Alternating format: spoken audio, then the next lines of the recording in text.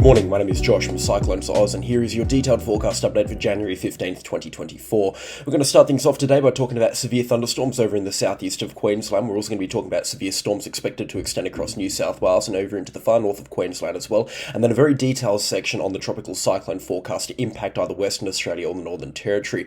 All of that plus more coming up in today's weather forecast. If you are brand new to the channel, please consider subscribing, but let's get stuck straight into things today over in the southeast of Queensland. Already some storms starting to bubble up on the radar and satellite picture here, especially down towards Goondiwindi and Moree into the New South Wales side of things. These storms here already look like they're going to start by packing a punch, and you can see as we zoom right in on these cells here that they are rapidly intensifying at this time and producing quite a lot of lightning as well. For locations around Goondiwindi, or especially towards the immediate north of Goondiwindi, extending up through Cecil Plains, Tara, Dalby, and then up to about Chinchilla and Miles. That's where the worst these thunderstorms are, and they're going to go severe warned very quickly. In fact, I'm surprised that they're not severe warned right now, with rainfall rates exceeding 100 millimeters an hour. Now, of course, it's just estimated values at this time, but it goes to show that these storms are packing a punch in terms of precipitation. We are expecting storms to extend across the southeast of Queensland throughout the course of today, and some of which will be severe. In fact, widespread severe thunderstorms are expected throughout the course of today, and already considering the fact that the rain radar is much more intense than what the forecast is suggesting, we're likely to see a bumper day for some of these storms here. These storms will continue to blow up just in a steady fashion around the areas that they're starting to fire up right now, and then they will fire up again further towards Toowoomba, Crows Nest, Kingaroy, that sort of area, and then especially down into the New South Wales side of things, into the northeast of the state, between Wollongara and Armidale. A good line of thunderstorms expected to develop there. That will include places such as Glen Innes and Inverell, and then down to Tamworth as well. Some good thunderstorms also expected there. These thunderstorms will upscale pretty quickly as the night goes on. Then later on tonight, we're expecting a big moisture burst in the atmosphere, and as such, some significant thunderstorms also expected to extend very late on into tonight, into early tomorrow morning, and that will bring some heavy precipitation towards the southeast of Queensland, especially along the Gold Coast area. You can see this heavy precipitation moving into the Gold Coast area by around 2 or 3 a.m. local time, with some very heavy falls expected along the mountainous areas adjacent to the Gold Coast metro area, around the scenic rim into the northeastern parts of New South Wales as well. North of Lismore, some heavy falls also expected there. Moderate to heavy falls expected out to Warwick and Toowoomba. Moderate to heavy falls also expected north into Brisbane and the southern areas of the Sunshine Coast, and moderate falls expected across the central Queensland side of things as well, up towards Rolleston, Dingo and Billawheeler. Now, this forecast is still a little bit murky at this time. You can see between other forecast models, yes, there will be some thunderstorms across the southeast of Queensland later on tonight, especially the blow-up kind of remnants being swept across into the southeast of the state much later on tonight. We're talking like nighttime hours after about 8 or 9 o'clock by the other forecast models, but just not as intense as per what the EastMBEF is saying compared to what the Axis convective forecast model is saying. This is a really gnarly setup for potentially severe thunderstorms much later on tonight, and I do expect to wake up tomorrow to some very significant rainfall accumulations across the southeast of Queensland.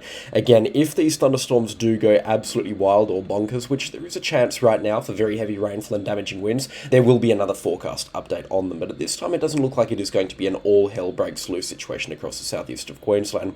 In a situation like this, the convective forecast models can do a very good job at the rainfall forecast here. Sometimes they can completely boogie it up, but I think for the scenic rim it has nailed it. I think tonight we're going to be seeing widespread accumulations above 40 to 60 millimeters, probably a little bit higher than that as well, especially as you get further inland out towards Boonah and Woodinbonga, and the Natural Bridge National Park accumulations could be as high as 80 millimeters. The biggest falls will be around the Warwick area, which aren't only expecting thunderstorms later on this afternoon, but also much later on tonight. We're up to 100 millimeters is possible, but again, we're talking about very isolated locations here, considering it is much more of a pulse thunderstorm forecast out there. The rainfall will be very hit and miss, with 90% of locations recording a miss in terms of rainfall expected there. Good falls also expected into the central Queensland side of things, south of Rockhampton down to Billawheeler and Agnes Water, Gladstone around sort of about that 10 to 25 millimeters, probably a little bit higher depending on what thunderstorms move through there. They've got a good chance of some good rainfall accumulations up there as well, and the convective forecast models are very accurate as well with where the rainfall is expected to be, so I wouldn't be surprised if areas south of Rockhampton picked up about 30 millimeters. Rockhampton, if you look to the south later on tonight, you'll get a very good light show, but it doesn't look like it's awfully likely that you're going to receive some significant thunderstorms and as such some significant rainfall at this time. Again, we will wait and see with what's expected here. There are still a lot of discrepancies between the forecasts that need to be ironed out, and it is, again, from thunderstorms, it is kind of just a watch as they kind of blow up on the radar sort of situation. They're pretty unexpectedly intense this morning, and that's probably going to be the case throughout the course of today as well. Now, if you think back to yesterday morning's forecast video, we have an outbreak on our hands tomorrow. A low-pressure system is going to get itself sat over the top of Brisbane. That's not only going to drive those temperatures up across the southeast of Queensland tomorrow afternoon. It's also going to provide a very unstable environment and the perfect convergence of just premium conditions for these thunderstorms to blow up on. And as such, convective available potential energy values are whopping across the southeast of Queensland. I would just like to preface this and say that the convective available potential energy values will peak in the late morning to very early afternoon. They will start to drop off by about 12:30 or 1 o'clock tomorrow afternoon, and as such, prime time for thunderstorms being around 2 or 3 p.m, those convective available potential energy values and the instability in the atmosphere will then be starting to drop pretty much for everywhere except for the most exclusive of coastal locations around the Brisbane area and into some of the islands adjacent to the Brisbane metro area, into the Moreton Bay sort of region, and they will continue to drop off as that afternoon goes on. There will still be some high convective available potential energy values across the immediate northeastern corners of New South Wales, around Tweed Heads, around sort of that 2,000 joules per kilogram there. That's plenty of energy for these thunderstorms, and even into the Brisbane metro area as well, those values will be rapidly climbing up to about 2,000 or 3,000 joules per kilogram. Earlier on into the afternoon, into the late morning especially, those values are going to be massive, so thunderstorms will get going very quickly and they'll have plenty of energy to go very intense very quickly as well. But if they don't do it by around lunchtime, then the chances of them going monstrously severe, which is what you'd get with a setup like this, doesn't look awfully likely at this time. I mean, look at the convective available potential energy values here off the coast. They are absolutely absurd for the southeast of Queensland, even for this time of the year, about 200% of what they normally would be on a potential severe thunderstorm day. Now, of course, this is sending a lot of the nuts in the Facebook groups absolutely wild with a forecast like this and a setup like this, and they're calling for thunderstorms all over the southeast of Queensland tomorrow. And now let's jump into the forecast and let me tell you why that is not going to happen. Again, considering that the worst of this stuff in the trough line is going to be located just offshore, those thunderstorms, whilst they will be intense and they will fire up pretty thick and fast across the southeast of Queensland, especially into the northeast of New South Wales, they're going to be dragged too far towards the coastline and at too much of a rapid pace to really gather the steam required. They're going to be like taking a hammer to the head, basically. It's going to be a very short, sharp impact if you do get impacted by thunderstorms. Torrential rainfall expected, but it'll probably only last for about 5 or 10 minutes, and as such, the flash flooding risk isn't going to be extreme. There will certainly be some big puddles around, but again, they can handle 30 millimetres in 10 minutes across the southeast of Queensland, and as such, whatever rainfall does come through, at least from this thunderstorm outbreak, it does look like they are going to be built for it. And you can see even on the convective forecast models, which normally do a very good job at predicting exactly what's expected here, whilst there are some good thunderstorms on the forecast here and there, it's nothing that I would consider something worth writing home about. There will be some good cells along the Sunshine Coast. There'll be some great cells around the Scenic Rim as well tomorrow afternoon, especially at the early hours of tomorrow afternoon. And there'll be some excellent storms, some banger storms across the northeast of New South Wales, some really gnarly storms at that actually. There's lots of lightning, very heavy rainfall, large hailstones and damaging winds as well. In fact, we could be seeing some giant hailstones around the Lismore area just with the setup that we're going to be seeing tomorrow. First time in about 2 months where we've seen that giant hailstone set up across the southeast of Queensland, so that is interesting stuff indeed. But I would not be panicking right now and expecting a crazy monster severe thunderstorm day across the Brisbane metro area or any of the Brisbane suburbs. The Gold Coast, you're probably about a 30 or 40% chance of significant thunderstorms at this time. Brisbane, probably about a 20% chance, but it's not overly likely at this time, just considering that the most premium conditions for these thunderstorms are going to be located just offshore. And it also looks like that the environment is going to be kind of dragging those premium conditions further and further offshore as the day drags on as well. Still, though, some good falls also expected into the northeast of New South Wales as the low pressure system gets itself going in the Tasman Sea here, and as such, some heavy falls expected to continue as we head into the New South Wales part of our forecast.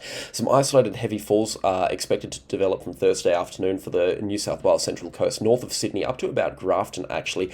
Isolated heavy spots of rainfall expected around the Newcastle and Taree area, turning to widespread moderate to heavy rainfall through Friday morning and into early Friday afternoon. The Barrington Tops could be picking up triple-figure rainfall accumulations by lunchtime on Friday, with more rainfall coming through Friday evening, and that moderate to heavy falls continuing for locations between Newcastle up to Grafton through Friday evening, contracting to locations between Taree and Coffs Harbour throughout Saturday morning. Still some moderate to heavy falls are possible around the Barrington Tops throughout Saturday, but the moderate to heavy falls along the coastline will be contracting to the New South Wales north coast through Saturday and completely dissipating by the looks of things throughout early Sunday morning, and you can see there's no real resurgence expected in the rainfall as to what we were talking about in yesterday's forecast update.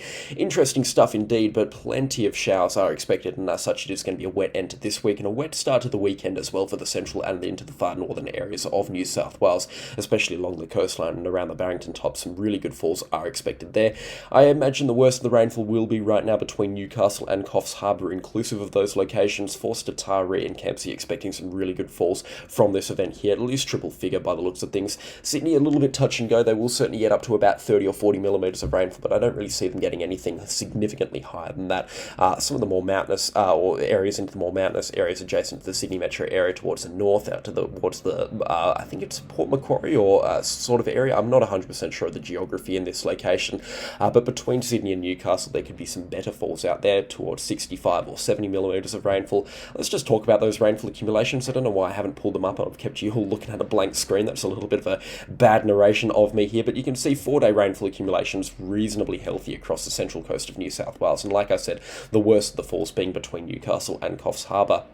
Out towards the Barrington Tops inland, you can see peak rainfall accumulations up to 300 millimetres, and I'm going to call that a plausible forecast, just considering the way that this low pressure system is going to be situated. It's going to be driving the rainfall down through Newcastle, and that's going to mean that it's going to spin up into the southern side of the Barrington Tops towards the east of Muswell Brook here, and that is just premium conditions. So that's premium location for the Barrington Tops to really wring those clouds dry and trap as much moisture out of them as possible, and as such we will be seeing some big time rainfall accumulations through there. Like I said, up to about 300 millimetres. Widespread accumulations between 100 and 150 millimetres expected around the Newcastle, Forster and Taree area, and even up towards the Port Macquarie. That's where Port Macquarie is. I don't know where I was talking about the Gosford area. That was a bit of a no-brainer for me. Like I said, rainfall accumulations up between that 100 to 150 millimetre mark, extending as far north as Coffs Harbour, and some of the mountains out towards Ebor, inland from Nambucca Heads as well. The rainfall could be quite heavy out there, up to about 150, potentially a little bit more millimetres falling out there as well.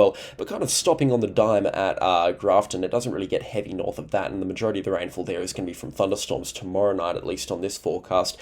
So yeah, whilst there is some good rainfall on the cards for the central coast of New South Wales, it's nothing absolutely crazy, nothing really concerning at this time, but it certainly will be presenting that risk of some minor river inflooding, especially for rivers draining the Barrington Tops out towards Newcastle and Taree as well. We'll be checking the river levels quite closely on the CyclonesOZ channel. Certainly looks like some interesting falls will be occurring across this part of New South Wales. Any questions or comments as well, please do leave them in the comment section down below.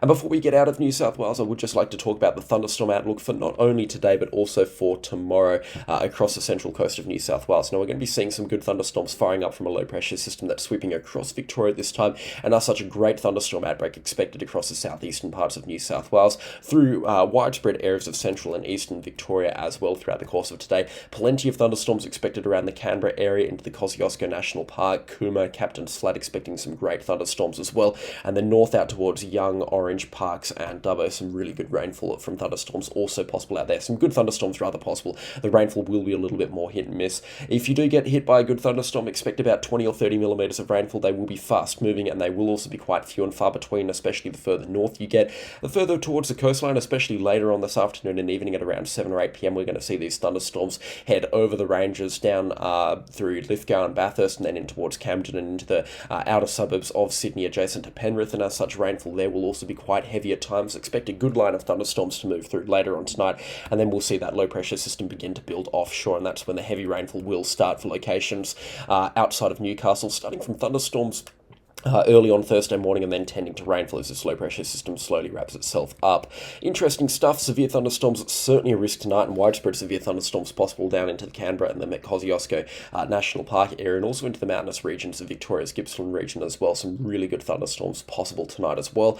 They've had some good outbreaks in Victoria over the past week. In fact, some really good thunderstorms were through Victoria about 4 or 5 days ago off memory. I don't expect them to be as severe tonight. The ones a couple of days ago were very severe indeed, but I do still expect some really healthy thunderstorms to move through the Victoria state as well, including New South Wales. So interesting stuff indeed. Tasmania as well, won't neglect them. A couple of thunderstorms possible into the central areas of the state today. Mostly rainfall though by the looks of things. A couple of good drops of rainfall expected into the southwest wilderness. But yeah, for Tasmania, nothing worth really talking about or too much time of day over there. We've still got a lot to talk about, so let's head back up into Queensland. I'm very interested in the Cape York Peninsula at this time, and I would just like to push the forecast right out to the Australia Day time frame. Now, we don't have anything interesting on the forecast for the next 10 days, but it is beyond about the 25th or the 26th of January where we will start to see a bit of a high energy period develop in the Coral Sea, and as such, significant moisture is expected to be funneled ashore from that time onwards, especially across the Cape York Peninsula. We have been talking about this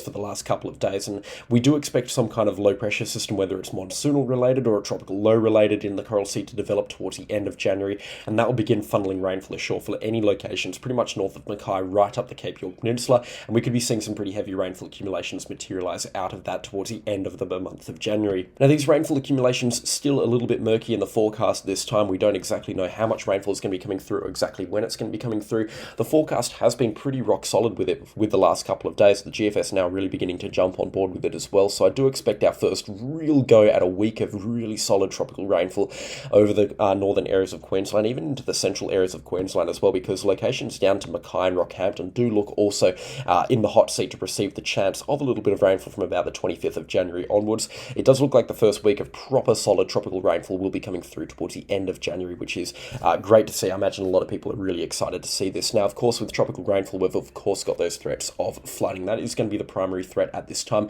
The rainfall, although we can't even begin to make an accurate guess at exactly what is expected in terms of written numbers here, a week of rainfall like this, though, can set the far northern areas of Queensland up with 500 or 600 millimetres of rainfall. So again, that is some really significant stuff, and if you have 200 or 300 millimetres of it fall on a single day after some significant rainfall on the days previously, then you're going to be talking about a significant flooding risk. A lot of that rainfall will just become runoff and flow into the rivers and cause headaches for flood control across the northern areas of Queensland. So again, we will keep a very close eye on this forecast here, and I'll be giving you daily forecast updates on it, but don't expect any answers on exactly what is expected until at least the 20th or the 21st of January at this time.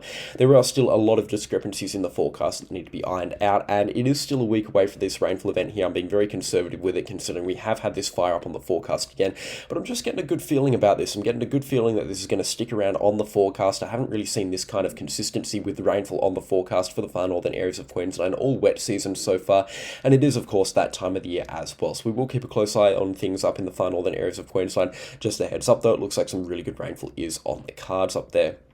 Now let's head over to the Northern Territory and Western Australia, where we've got those tropical cyclones to be talking about. Important stuff here, and there's going to be a dedicated video update launching at about 4 p.m. Eastern Daylight Time rather, today on this tropical cyclone update. I want to go into great detail here and outline exactly what is expected across the west coast of Western Australia. It's interesting stuff, so make sure you are subscribed for that. But let's just jump into the brief forecast right now. There has been another change from yesterday. Again, just not 100% sure with these systems. They're refusing to kind of follow some kind of plan here, which is, typical of tropical cyclone activity, but it's because we've got two low pressure systems expected to form. The forecast has just gotten a whole lot more murky with that in mind here.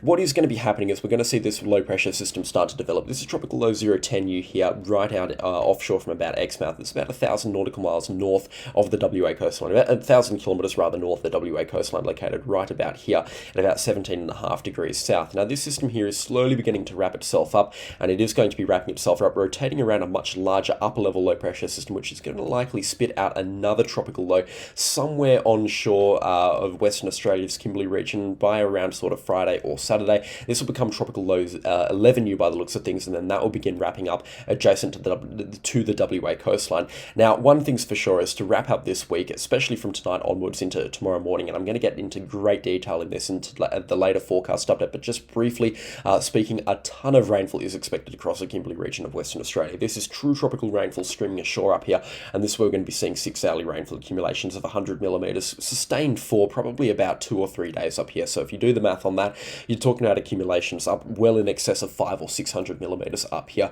and that is what's expected before this weekend is done. As this tropical low wraps up, which it does look like it does a good job of doing by this weekend, Saturday and Sunday, by the time Sunday afternoon rolls around, looks like we've got a fully fledged tropical cyclone starting to develop here. The rainfall will then begin to ease off for the Kimberley region, but it's only just beginning now for the Pilbara region. For anywhere Broome south, it looks like the rainfall's now really beginning to pipe up as this system wraps itself up adjacent to the WA coastline.